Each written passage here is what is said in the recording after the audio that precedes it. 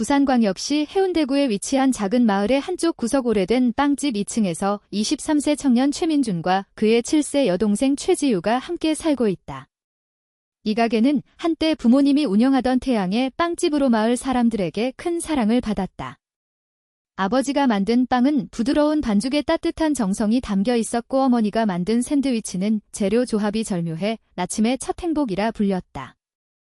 특히 아버지의 대표 메뉴인 태양의 단팥빵은 바삭한 겉과 부드러운 속이 조화를 이루며 아이들이 학교 가는 길에 꼭 들르는 인기 상품이었다. 단팥빵 표면에 새겨진 격자 무늬는 마치 태양빛처럼 아름다웠고 한 입 베어 물면 부드러운 단맛이 입안 가득 퍼졌다. 민준도 학교에서 돌아오면 곧장 가게로 달려가 갓 구운 빵을 진열하며 도왔다. 빵이 다 구워졌음을 알리는 종을 울리는 건 그의 중요한 역할이었다. 딸랑딸랑 소리가 울리면 동네 사람들이 하나둘 모여들어 가게는 웃음소리로 가득 찼다. 매일 아침 7시 정각한 여성이 가게를 찾았다. 민주는 그녀를 특별히 기억했다. 늘 감색 정장을 입고 긴 검은 머리를 하나로 묶은 그녀는 단팥빵 2개를 사갔다. 오늘도 하루 힘낼 수 있을 것 같아요. 라며 미소 짓는 모습은 아침 햇살에 비쳐 더욱 아름다웠다. 민주는 그녀에게 은연중에 동경을 품었다. 나중에 그녀가 강유진이라는 이름을 가진 사람임을 알게 되었지만 당시에는 그저 예쁜 분으로만 기억했다. 민준이 중학교 2학년이던 보묘 동생 지우가 태어났다. 작은 손으로 민준의 손가락을 꼭 쥐는 지우를 보며 그는 이 아이를 지키겠다는 강한 결심을 다졌다. 고등학교에 입학하자마자 민준은 아버지에게 꼭 빵집을 잇겠습니다. 라고 선언했다. 아버지는 밀가루로 하얗게 된 손으로 민준의 어깨를 툭 치며 그래 잘 부탁한다. 라며 기뻐했다. 어머니도 민준 아빠보다 더 맛있는 빵을 구울 거야 라며 머리를 쓰다듬었다. 그때 민준은 이 행복한 날들이 영원할 거라 믿어 의심치 않았다. 민준이 고등학교 3학년이던 가을 지우가 5세 생일을 맞은 직후였다. 부모님은 새로운 빵 레시피를 배우기 위해 제주도에서 열리는 연수에 참가했다. 3일만 다녀올게. 지우 잘 부탁해라며 어머니가 말했고 아버지도 가게는 쉬는 거니까 푹 쉬어. 라며 웃으며 떠났다. 하지만 그날 밤 폭우가 쏟아졌다. 뉴스 속보는 제주도에서 대규모 산사태가 발생했다고 전했다. 민준의 휴대폰이 울렸고 경찰에 연락이었다. 병원에 도착한 민준과 지우가 본 것은 하얀 천에 덮인 두 사람의 모습이었다. 간호사가 천을 걷자 더 이상 따뜻한 빵을 굽지 못할 차가운 부모님의 손이 있었다. 어머니 손에는 연수에서 사용한 밀가루가 아직 남아 있었다. 지우는 자빠 엄마. 라며 작게 불렀지만 답은 없었다. 민주는 떨리는 손으로 지우를 안으며 괜찮아 오빠가 있으니까 라고 말할 뿐이었다. 며칠 뒤 장례식에는 예상보다 많은 사람들이 모였다. 단골 손님들이 눈물을 흘리며 그 빵을 다시 못 먹는다니. 매일 아침에 즐거움이 사라졌어 라고 말했다. 민주는 부모님이 얼마나 사랑받았는지 새삼 깨달았다. 장례식이 끝난 후 민주는 아버지의 레시피 노트를 발견했다. 하지만 거기에는 재료와 분량만 적혀있고 세부 절차나 온도 조절 발효 시간 등 핵심은 아버지의 머릿속에만 있었다. 그래도 민주는 지우를 위해 태양의 단팥빵을 만들어 보려 했다.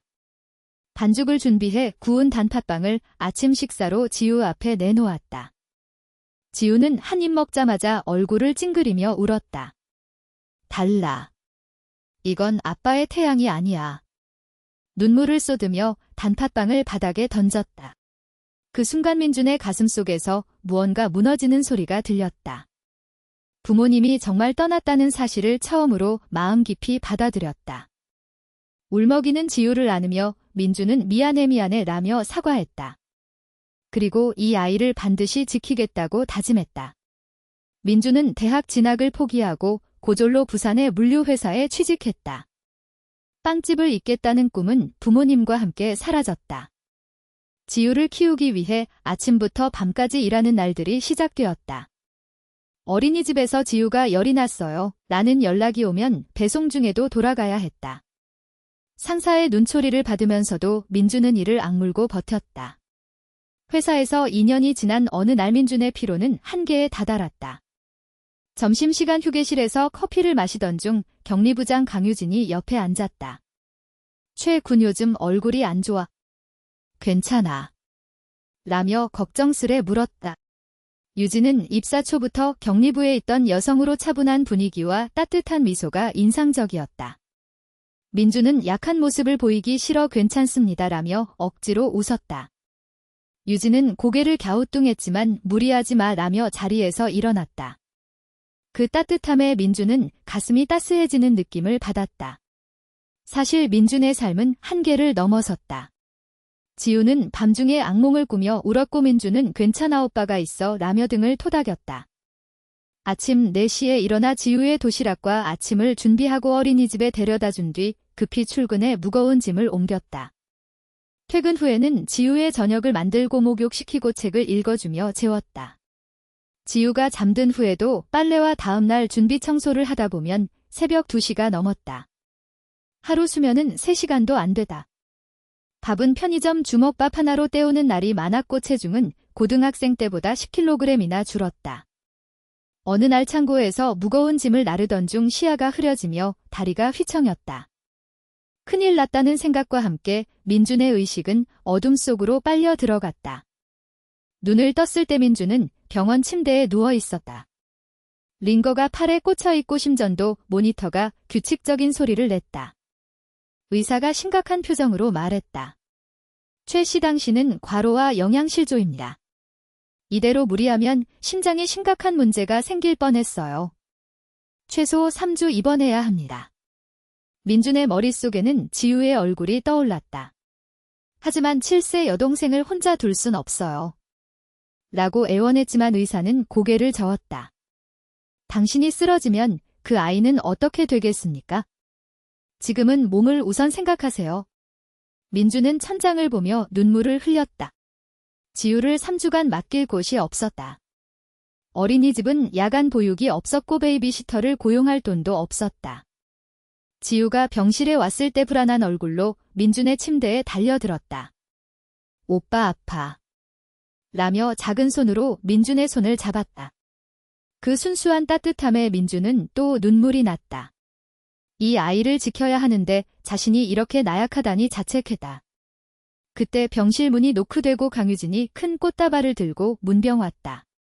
최 군 회사에서 쓰러졌다고 해서 걱정돼서 왔어 라며 따뜻하게 웃었다. 유진의 시선이 구석에서 인형을 안고 잠든 지우에게 향했다. 어머 딸아이가 있었던 거야? 라며 놀란 표정을 지었다. 민준은 고개를 저으며 반효 여동생 지우예요. 올해 7세가 됐어요 라고 답했다. 유진은 놀라며 그랬구나 라고 말했다. 하지만 곧 걱정스러운 얼굴로 물었다. 그럼 어머니는 지금 일 때문에 바쁘신 거지? 민준은 말없이 고개를 저었다. 유진은 더욱 걱정스레 물었다. 3주 입원이라며 지우는 그동안 어떻게 할 건가? 민준의 표정이 어두워지자 유진은 부드럽게 말했다. 뭐든 고민이 있으면 말해. 도울 수 있을지도 몰라. 그 따뜻함에 민준은 떨리는 목소리로 털어놓았다. 3년 전 부모님이 제주도 산사태로 돌아가셨고 그 후 홀로 지우를 키웠으며 입원 중 지우를 맡길 곳이 없다고 말했다. 유진은 깊이 한숨을 쉬며 돼 진작 말하지 않았어. 라며 나무랐다. 그리고 민준의 눈을 똑바로 보며 말했다. 내가 지우를 돌볼게. 민준은 놀라 눈을 크게 떴다. 강 부장님께 그런 폐를 끼칠 순 없습니다. 유진은 고개를 저었다. 폐가 아니야. 넌 몸을 회복하는 데 집중해. 민준이 망설이자 유진은 말을 이었다. 사실 나도 10세와 8세 여동생이 있어. 아이들 돌보는데 익숙하니까 걱정 마. 지우가 깨어나 불안한 눈으로 민준을 보았다. 유진은 지우 앞에 쪼그려 앉아 부드럽게 말했다. 지우야 안녕? 나는 강유진 언니야. 오빠가 나을 때까지 우리 집에서 같이 지낼까? 지우는 처음엔 경계했지만 유진의 따뜻한 미소에 점차 마음을 열었다. 언니 착해라며 작게 중얼거렸다. 민준은 지우의 일상에 대해 유진에게 자세히 설명했다. 지우는 자기 전에 꼭 토끼 인형에게 잘 자라고 말해요. 아침은 딸기잼 토스트가 아니면 기분이 안 좋아져요. 유진은 하나하나 메모하며 진지하게 들었다. 목욕할 때는요? 라고 묻자 민주는 쑥스러워하며 답했다. 노래를 불러줘야 들어가요. 고향의 봄이나 튤립 같은 거요. 유진은 살짝 웃으며 넌 정말 멋진 오빠야. 지우는 행복할 거야 라고 말했다. 그 말에 민주는 가슴이 뜨거워졌다. 부모님을 잃은 후 처음으로 누군가에게 인정받는 느낌이었다. 연락처를 교환하고 유진은 지우의 손을 잡았다. 자, 지우야. 오빠는 여기서 푹 쉬게 하고 우리 재밌게 지내자. 지우는 민준을 올려다보며 오빠 빨리 나아. 라며 손을 흔들었다. 두 사람의 뒷모습을 보며 민준은 처음으로 마음이 놓였다. 그리고 유진에 대한 감사와 그 이상의 감정이 가슴속에서 피어나는 것을 느꼈다. 이번 중 유진은 매일 지우의 사진과 영상을 보냈다. 공원에서 웃으며 그네를 타는 지우 유진과 함께 그림을 그리는 지우새 옷을 입고 포즈를 취하는 지우. 모든 사진에서 지우가 즐거워하는 모습이 전해졌다. 오늘 동물원에 다녀왔어요. 지우가 채소도 다 먹었어요. 라는 메시지에 민주는 눈물이 고였다. 자신 혼자서는 지우를 이렇게 즐겁게 해줄 수 없었다고 느꼈다. 3주 입원 끝에 퇴원 날 민주는 감사 인사를 담은 꽃바구니를 들고 유진의 해운대 아파트로 지우를 데리러 갔다. 인터폰을 누르자 오빠. 라는 지우의 밝은 목소리가 들렸다. 문이 열리자 지우가 민준에게 달려들었다. 오빠 나았어. 지우 착하게 있었어. 민준은 지우를 안으며 이제 괜찮아 라고 답했다. 그리고 유진에게 깊이 고개 숙였다. 정말 감사합니다. 유진은 따뜻하게 웃으며 고맙긴. 마침 점심시간이니 같이 밥 먹고 갈래? 라고 말했다.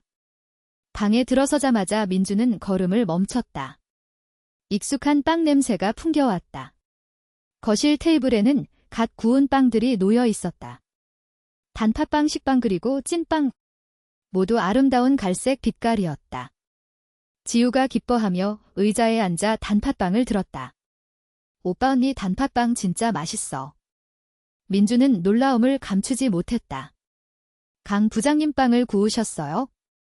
유진은 쑥스러워하며 답했다. 취미로 주말에 자주 굽거든. 지우가 단팥빵을 크게 베어 물며 행복한 표정을 지었다. 그리고 믿기 힘든 말을 했다. 언니 단팥빵 아빠 태양이랑 똑같아. 민준의 심장이 크게 뛰었다. 부모님이 돌아가신 후 지우는 빵만 봐도 울었는데 지금은 환하게 웃으며 단팥빵을 먹고 있었다. 지우야 정말. 민준이 묻자 지우는 고개를 끄덕였다. 응. 겉은 바삭하고 속은 부드러워. 달콤하고 따뜻한 맛이야. 아빠 태양이랑 똑같아. 민주는 떨리는 손으로 단팥빵을 들었다. 한 입 베어 물자 바삭한 식감 뒤에 부드러운 반죽이 퍼졌고 아버지의 태양 단팥빵과 같은 따뜻한 단맛이 입안에 가득했다. 눈물이 멈추지 않았다. 3년간 어떤 노력으로도 재현하지 못했던 그 맛지우를 울게 했던 실패작과는 전혀 달랐다. 강 부장님 이건 어떻게? 민준이 말을 잇지 못하자 유진이 조용히 말했다. 사실 나 너희 부모님 빵집의 열렬한 팬이었어. 민준은 놀라 고개를 들었다. 유진은 창밖을 보며 말을 이었다. 지방에서 부산으로 이사와서 낯선 생활에 지쳤을 때였어. 아침에 일어나는 것도 회사 가는 것도 힘들었지? 유진의 눈에 따뜻한 빛이 깃들었다. 그때 우연히 태양의 빵집을 지나쳤어. 아침 햇살에 비친 가게에서 따뜻한 빛이 새어 나왔고 끌리듯 들어갔지? 민주는 숨을 삼켰다. 유진은 계속했다. 아버님이 어서 오세요 아침 첫 손님이시네요. 라며 웃어주셨어. 어머님이 갓 구운 단팥빵을 추천해줬지. 한 입 먹는 순간 고향의 아침이 떠올랐어. 유진은 민준을 바라보며 말했다. 그 후 매일 아침 출근 전에 들렀어. 오늘도 힘낼게요라며 단팥빵을 사갔지. 그게 내 하루의 시작이었어. 민준의 머릿속에 아침 햇살에 비친 아름다운 여성 손님의 모습이 떠올랐다. 감색 정장 뒤로 묶은 긴 검은 머리 따뜻한 미소. 혹시 매일 아침 7시에 오셨던 유진은 고개를 끄덕였다. 맞아, 그게 나야. 당시 고등학생이던 내가 가끔 가게를 지켰던 것도 기억해. 모든 것이 연결되었다. 민준이 동경했던 그 손님이 지금 눈앞의 강유진이었다. 유진은 말을 이었다. 가게가 문을 닫았을 때 정말 충격이었어. 그 따뜻한 빵을 다시 못 먹는다니. 유진은 선반에서 노트를 꺼냈다. 표지에는 태양의 빵집 레시피라고 적혀 있었다. 그 후 그 맛을 재현하려고 독학으로 빵을 배웠어. 몇 년 만에 여기까지 왔지? 민주는 노트를 펼쳤다. 온도, 발효, 시간, 재료, 배합이 꼼꼼히 적혀 있었고 실패와 성공의 기록이 가득했다. 왜 이렇게까지? 민준이 묻자 유진은 미소 지었다. 그 빵은 내게 희망이었어. 힘들 때 그 맛을 떠올리면 버틸 수 있었지. 유진은 진지하게 민준을 보며 말했다. 최군왜. 가게를 다시 열지 않는 거야? 그렇게 사랑받던 곳인데. 민준은 고개를 숙였다. 아버지 레시피가 있어도 세부 기술은 전수받지 못했어요. 게다가 지우를 돌보며 새벽부터 빵을 굽는 건 불가능해요. 유진은 일어나 민준의 손을 잡았다. 내가 가르칠게. 레시피 노트도 있고 지우 등하원도 도울 수 있어. 새벽 준비도 함께 할게. 그 진심에 민준은 말을 잃었다. 유진은 계속했다. 아버님 어머님의 빵집을 되살려서 그 따뜻한 공간을 다시 만들고 싶어. 지우도 일어나 오빠 아빠 엄마 빵집 다시 열자. 라며 기대에 찬 눈으로 올려다봐다. 나도 도울게. 종 치는 건 내가 할게. 지우의 작은 주먹에 민준은 아버지와의 약속을 떠올렸다. 꼭 빵집을 잇겠다. 던 때의 아버지 미소가 되살아났다. 눈물이 흘렀다. 3년간 포기했던 꿈 지우를 지키느라 봉인했던 마음이 유진과 지우의 말에 다시 불타올랐다. 하겠습니다. 민준은 떨리는 목소리로 답했다. 아버지 어머니의 빵집을 다시. 그날부터 새로운 도전이 시작되었다. 유진은 퇴근 후 매일 민준의 집에 와서 빵 굽는 연습을 도왔다. 실패가 쌓여도 한 번 더 해보자. 라며 격려했다. 밤늦게까지 시행착오를 거듭하며 부모님의 맛에 점차 가까워졌다. 4개월 뒤 태양의 빵집은 재개장했다. 유진의 자금 지원과 마을 사람들의 도움으로 기적처럼 부활했다. 개장 첫날 아침 5시부터 줄이 섰다. 기다렸어. 이 맛이야. 라며 눈물을 흘리는 단골. 민주는 부모님이 얼마나 사랑받았는지 다시 깨달았다. 가게는 순조롭게 자리 잡았고 민주는 회사를 그만두고 빵집에 전념했다. 가게가 안정되자 유진은 이제 내가 없어도 되겠네라며 물러나려 했다. 하지만 지우가 유진의 앞치마를 붙잡았다. 언니 가지 마. 지우는 애원했다. 나 알아. 오빠가 언니 볼 때 엄청 따뜻한 눈빛이야. 언니도 오빠랑 있을 때 행복해 보여. 그 순수한 말에 둘은 서로를 바라봤다. 민주는 심호흡 후 유진의 손을 잡았다. 강 부장님 저와 함께 이 빵집이 가족을 만들어가 주세요.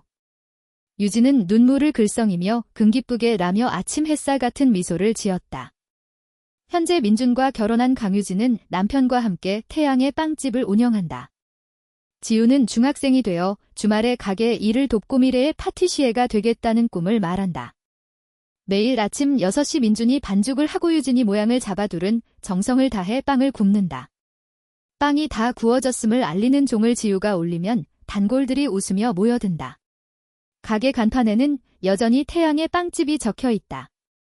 부모님이 이어준 이 기적의 인연을 민주는 평생 소중히 간직하겠다고 다짐한다.